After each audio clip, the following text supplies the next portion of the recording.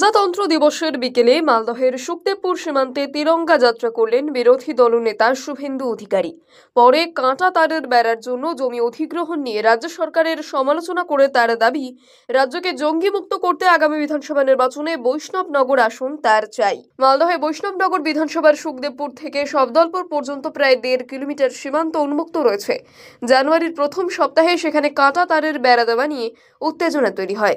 বিজেপির বিরুদ্ধে কাজে বাধার অভিযোগ ওঠে। এই মাসের দ্বিতীয় সপ্তাহেও 0 পয়েন্টে থাকা ভারতীয় ভূখণ্ডের গম গাছ কেটে নেওয়ার অভিযোগ ওঠে বাংলাদেশিদের বিরুদ্ধে। আগে মুখ্যমন্ত্রী মালদহে সরকারি পরিষেবা প্রদান অনুষ্ঠান থেকে বিতর্কে না জড়াতে স্থানীয়দের পরামর্শ দিয়েছিলেন। এদিন সেখানে তিরঙ্গা যাত্রা করেন শুভেন্দু। পরে সুখদেবপুরে একটি সভায় শুভেন্দুর মন্তব্য, ভারতের 5টি রাজ্যে প্রায় 4,000 কিলোমিটার বাংলাদেশ সীমান্ত রয়েছে। পশ্চিমবঙ্গেই সবচেয়ে বেশি, প্রায় 2,200 কিলোমিটার। এই রাজ্যের সরকার 596 কিলোমিটার এলাকায় বেড়া দেওয়ার জন্য জমি অধিগ্রহণ করে দেয়নি। তিনি আরও অভিযোগ করেন, বিএসএফকে 17টি চৌকি এবং 11টি বড় ক্যাম্প করার জন্য জমি দেওয়া হয়নি। তৃণমূলের জেলা সভাপতি আব্দুর রহিম বক্সির প্রতিক্রিয়া, ভুলভাল কথার কোনো উত্তর হয় না। আর বৈষ্ণবনগর তো দূরের কথা, জেলায় একটি আসনও জুটবে না বিজেপির।